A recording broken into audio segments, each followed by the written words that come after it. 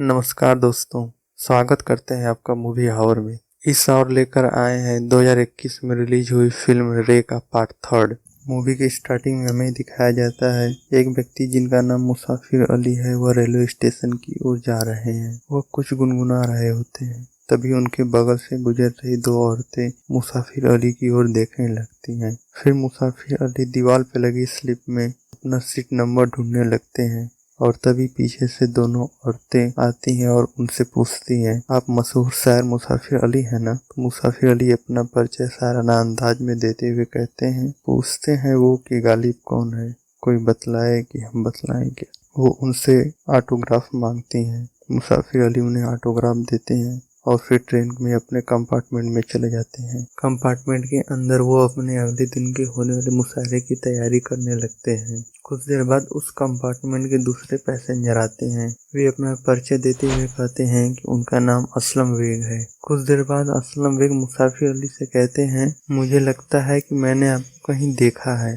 तो मुसाफिर अली इस बात से इनकार करते हुए कहते हैं, जी नहीं, लेकिन हो सकता है आपने मुझे मुशायरा करते हुए कहीं देखा होगा। फिर दोनों अपनी सीट पर ये सोचकर बैठ जाते हैं, इतने लंबे सफर में शायद याद आ जाएगा। फिर कुछ देर बाद दोनों आपस में बातें करने लगते हैं और अपने अपने बारे में बताने लगते हैं। मुसाफिर अली बताते हैं कि वो एक मशहूर शायर हैं और एक अंगूठी बैग से निकाल कर दिखाते हैं और कहते हैं, इस अंगूठी को देखिए, ये अंगूठी मशहूर गजल गायक गुलाम अली साहब ने मुझे गजल गायकी पर खुश होकर दी थी। इसी बीच असलम बेग साहब अपना परिचय देते हुए बताते हैं कि वे एक कुश्ती के खिलाड़ी हैं। पहले लोग उन्हें जांगा पहलवान के नाम से जानते थे। सफर आगे बढ़ता है और मुसाफिर अली को एक सपना आता है जिसमें असलम बेग उन्हें कुछ पुरानी बातों की खुन्नस में मारना चाहते हैं। वे काफी घबरा जाते हैं और तभी अचानक से मुसाफिर अली की नींद खुल जाती है। वे बाथरूम जाते हैं और उन्हें याद आता है कि ये वही असलम साहब है जिनकी मैंने खुशबख्त नाम की घड़ी 10 साल पहले चुरा ली थी। फिर मूवी हमें 10 साल पीछे ले जाती है। दरअसल हुआ यूं था कि 10 साल पहले भी वे दोनों एक ट्रेन में ही मिले थे। वहाँ मुसाफिर अली खुद का नाम राजू सिरवानी बतलाते हैं और बताते हैं कि मैं एक बेरोजगार हूँ और रोजगार की तलाश में जा रहा हूँ। बात आगे बढ़ती है और असलम वे कहते हैं, पहले मैं कुश्ती लड़ा करता था, लेकिन एक बार मेरा सामना रुस्तमे हिंद दारा सिंह से हो गया। दारा सिंह ने मुझे उठाकर पटका और मेरी रीढ़ की हड्डी टूट गई, जिसके कारण मेरी कुश्ती छूट गई, लेकिन चुल्ल नहीं छूटी, जिसके कारण आज मैं कुश्ती के लिए जर्नलिस्ट का काम करता हूँ। फिर असलम बेग साहब एक बहुत ही खूबसूरत घड़ी अपनी बैग से निकालते हैं और कहते हैं, इस घड़ी ने मेरी किस्मत बदल दी। ये घड़ी मिलने के बाद मुझे नौकरी मिल गई और मेरी जिंदगी खुशियों से भर गई, इसीलिए मैं इस घड़ी को खुशवक्त बुलाता हूँ। घड़ी को देखकर राजू सिरवानी की आंखें बाहर निकल आती हैं। उसका मन ललचा जाता है।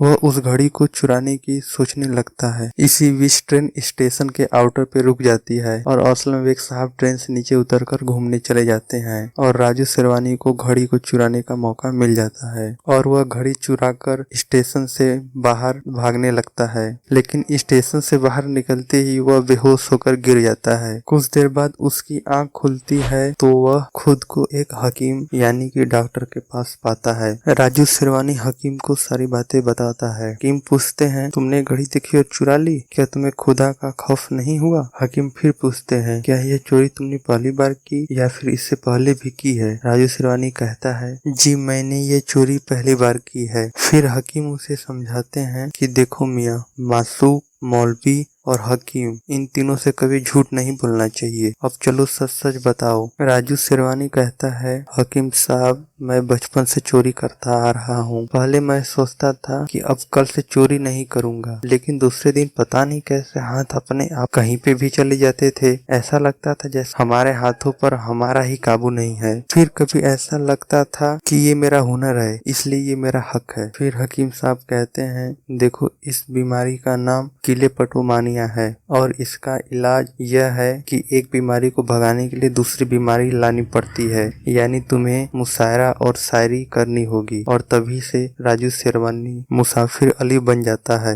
इन्हीं बातों को सोचते सोचते मुसाफिर अली की आंख खुलती है। आंख खुलते ही असलम बेग मुसाफिर अली से समय पूछते हैं। समय पूछते ही उन्हें 10 साल पहले चोरी की हुई घड़ी की याद आ जाती है और वे दुखी हो जाते हैं। फिर दोनों ड्रिंक करते हैं और सो जाते हैं। सुबह होने पर मुसाफिर अली देखते हैं कि असलम बेग अपने सीट पर नहीं है। मुसाफिर अली अपने पछतावे के कारण 10 साल पहले चोरी की हुई घड़ी को वापस करना चाहते हैं और घड़ी को असलम बेग के बैग में रखने लगते हैं। इसी समय असलम बेग आ जाते हैं और पूछते हैं, आप मेरे बैग में क्या कर रहे हैं? मुसाफिर अली असलम बेग के बैग से अपना हाथ बाहर निकालते हैं तो असलम बेग देखते हैं कि उनके हाथों में 10 साल पहले चोरी की हुई घड़ी है। अपनी खुश वक्त घड़ी को देखकर असलम बेग काफी खुश हो जाते हैं। मुसाफिर अली उनसे माफी मांगते हैं। इतना कहकर मुसाफिर अली उनके हाथों में घड़ी देकर वहां से चले जाते हैं। तभी पीछे से असलम बेग आवाज लगाते हैं और मुसाफिर अली को रोकते हैं। पास जाकर असलम बेग मुसाफिर अली के हाथों में खुश वक्त घड़ी को देते हैं और एक कबाड़ी वाली की दुकान का पता बताते हुए कहते हैं कि आप नई दिल्ली में एक रूह सफा नाम की दुकान पर इसे दे दीजिएगा। मुसाफिर अली को इससे पहले कि कुछ समझ आता असलम बेग वहां से तुरंत चले जाते हैं। अगले दिन मुसाफिर अली रूह सफा नाम की दुकान पर पहुंचते हैं और वहां के दुकान के मालिक को घड़ी देते हैं। दुकान वाला पूछता है कि नाम क्या है। मुसाफिर अली अपना नाम बताते हैं, लेकिन दुकान के मालिक कहते हैं, मैं आपका नाम नहीं पूछ रहा हूँ, जिससे आपने इस घड़ी को चुराई है उसका नाम बताइए। मुसाफिर अली थोड़ा शर्माते हैं और घबराते हैं और पूछते हैं, क्या आप चोरी की हुई सामान को खरीदते और बेचते हैं? दुकानदार कहता है, जी नहीं,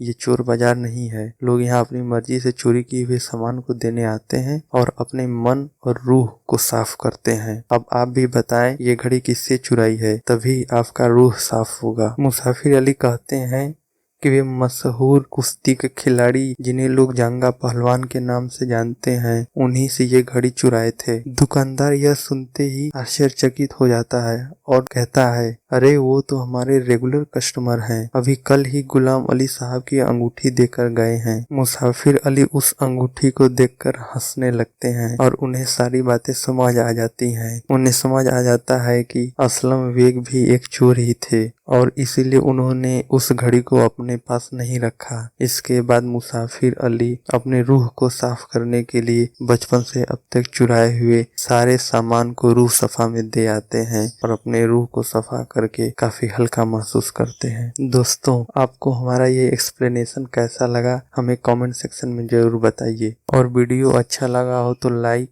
और चैनल को सब्सक्राइब कर दीजिए। धन्यवाद।